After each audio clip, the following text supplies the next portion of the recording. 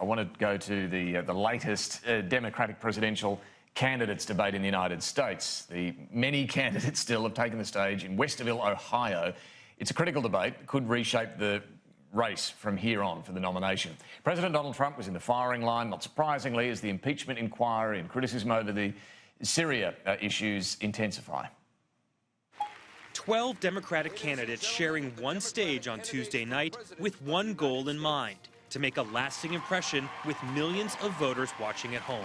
This president, and I agree with Bernie, Senator Sanders, is the most corrupt president in modern history, and I think all of our history. Also front and center, Senator Elizabeth Warren, whose surge in the polls has put her under the intense spotlight typically reserved for frontrunners. And I don't understand why you believe the only way to deliver affordable coverage to everybody is to obliterate private plans. Senator Warren, I've been talking to Americans around the country about automation, and they're smart. She has yet to describe her tax plan. Healthcare once again a major topic, with candidates sparring over a Medicare for All plan backed by the more progressive candidates or a more moderate approach. Medicare for All is the gold standard. It is the way we get healthcare coverage for every single American. The issue is whether the Democratic Party has the guts to stand up to the healthcare industry. The focus also on Syria, as candidates took aim at President Trump's decision to pull U.S. forces, allowing Turkey and Russia to move in. Our president blew it, and now he's too proud to say it. And what do we do now? And with time running out until the first votes are cast in February, some candidates came out swinging. When I think about where we are right now in 2020, I do believe justice is on the ballot. Tearing each other down because we have a different plan, to me, is unacceptable. We have an erratic, crazy president who knows not a damn thing about foreign policy. I'm Steve Nannis reporting. Well, for more on this, I'm joined now by Greg Sheridan, foreign editor at the Australian newspaper. Greg, very good afternoon to you. A bit to talk about, but let's start there. You watched this latest Democrat candidates debate today. How did you think they all went? Look, David, I thought that was enthralling television. Second in its gripping nature only to your own fine program on Sky TV. I'm like John Howard at a test match with these things. They are absolutely gripping to me. I thought a lot of things came out of that debate. Joe Biden is fading, and he's in a lot of trouble over his son, Hunter Biden. I think unless Trump's knocked out of the ring, he could beat Joe Biden. Elizabeth Warren is the front runner. Just on that, Greg, I'm assuming none of the other Democrats went after him over questions around Hunter Biden here, but he's generally wounded because of that, you think, and they can sense that? Oh, yeah.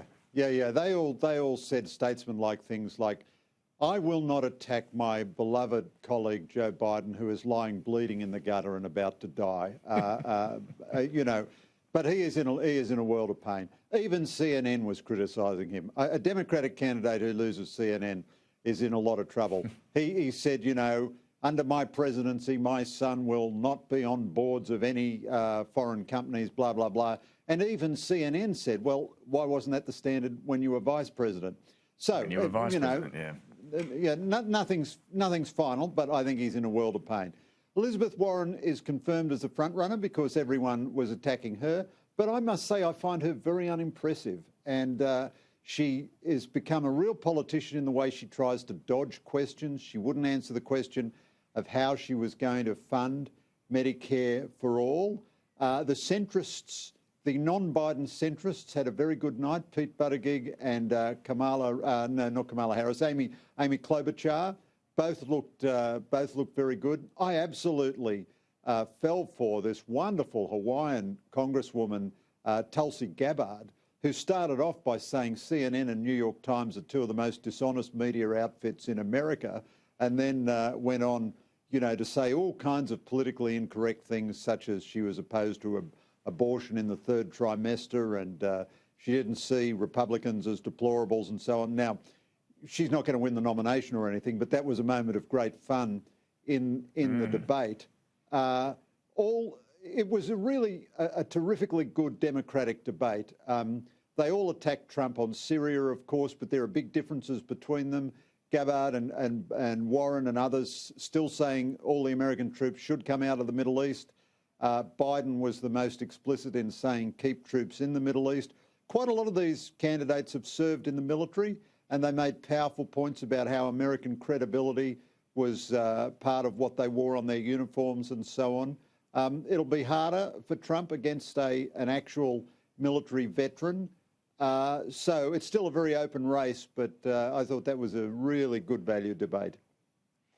Yeah, look, obviously Elizabeth Warren, as you say now, probably the front runner, if not number two. Is this what it's boiling down to at the moment, Biden and Warren, do you think?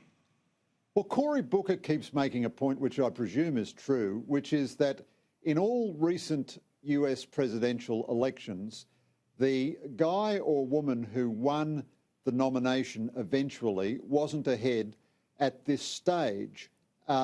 So that can't be true, I guess, when Hillary Clinton won the nomination, but it certainly was true when Barack Obama beat Hillary Clinton.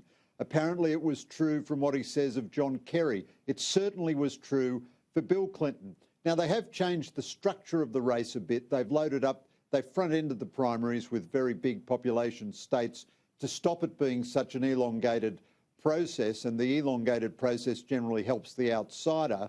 But I think the top three, Biden, Sanders and Warren, are all in their way very unimpressive and very vulnerable, although I thought it was a terrifically feisty performance from Sanders. And apparently the squad, Ocasio and the other, congresswomen of colour, are all going to come out for him at a big rally in a few days' time.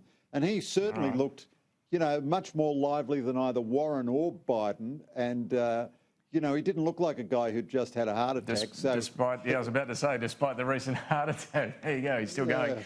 Hey, a couple of other things here, Greg. It's been a really interesting week in the debate over China. A little bit of messiness, I'd suggest, perhaps on both sides of the aisle on this. What have you made? What have been the standout contributions when it comes to China? Well, I think both sides are a little bit undisciplined about China at the moment. I think Labor is in more of a mess than the government. But nonetheless, the government itself doesn't have its rhetoric all sorted out. I think the standout performance of the week was Penny Wong's speech. This, it probably embarrassed her to get praised too much from the likes of me, but her speech on China ought to be taught as a template and a model for how to do it. She had a lot of substantial criticisms to make of the government and the way it has managed the relationship. But first, she set out a coherent view of her own view of China and the big problems for Australia that come from Xi Jinping's increased assertiveness and aggressiveness, the difficulties we have over intellectual property and human rights and all the rest of it. And then she made criticisms of the tone of the government's, remarks on China and some of Scott Morrison's remarks on globalism. Well, you needn't agree with all of her criticisms, but this is an absolutely sound way to go forward. Whereas Anthony Albanese and other Labor frontbenchers, and certainly Kim Carr, have sounded utterly ridiculous on China. And for Kim Carr to say, echoing Paul Keating, that our security agencies are full of idiots, they don't know what they're doing, they're all stupid, xenophobic hawks. Well, that's absurd. The Labor Party looks ridiculous. So they want to have a special school that Penny Wong can teach them. At the same time, I think the government is itself a bit ragged over China. China ought not to be used for domestic political rabble-rousing. The government's worst moment, of course, was when it racialised its defence of Gladys Liu. That was really, I think, a despicable moment in modern politics on the government's part. But it still looks a bit ragged. Simon Birmingham can't endorse Scott Morrison's view that China is no longer a developing economy.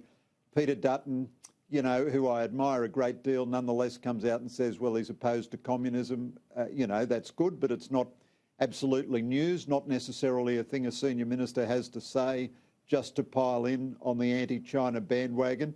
Everybody could calm down and turn the volume down a little bit and speak in whole sentences and strive for balance, which is the hardest, quality to get of all in this debate. Just a quick one finally, Greg. I was just talking to Rex Patrick, Centre-Alliance Senator. He reckons it's time to bring all the troops home from the Middle East, in part because of regional concerns here. Better to have them here. Peter Lay, the former Army chief, is making a similar point. What do you reckon? No, well, look, I think both of those guys are making ridiculous arguments. If we can't spare one ship to help freedom of navigation in the Straits of Hormuz, we are in desperate straits. And the idea we've got 1,300... In fairness to Rex Patrick, he's saying keep the ship for the Said keep the ship there, but then he said we've got 1,300 troops altogether in the Middle East, including the Navy, and we need to bring them home to cope with China. So what does that mean? We're going to bring home about 300 infantrymen who are working in US multinational headquarters in Bahrain or whatever, and that's going to make any effect at all on the balance with China. I think both Leigh and Patrick are ridiculous here. The real debate is that we need a much bigger defence force. Similarly, while Donald Trump is a worry in terms of alliance management, you don't want to create the impression that the Americans are bad allies, but the idea that in any event, that anything we do at all in retrenching from helping the Americans in the Middle East enhances our ability to cope with China is utterly ridiculous. The operational experience and the goodwill with the Americans that we get and the genuine worthwhile in principle contribution that we make by training a few soldiers in Iraq and contributing to multinational headquarters in, you know, the Gulf and so forth is infinitely more valuable than, you know, any difference we'd make to the Chinese order of battle by having another 200 infantrymen stationed in Adelaide. I mean, this is a sign of just how silly our debate gets from time to time. The global superpower, the United States, does need to rebalance out of the Middle East and towards Asia, and its big peer challenger is China. Absolutely right. Our contribution is so tiny, so minuscule, so token, that if you focus on that and ignore the huge question, which is that we're just not doing anywhere near enough in our defence effort overall, I think you're engaging in tokenism and symbolism, and you're not really engaging in reality, and that's a besetting problem with our debate.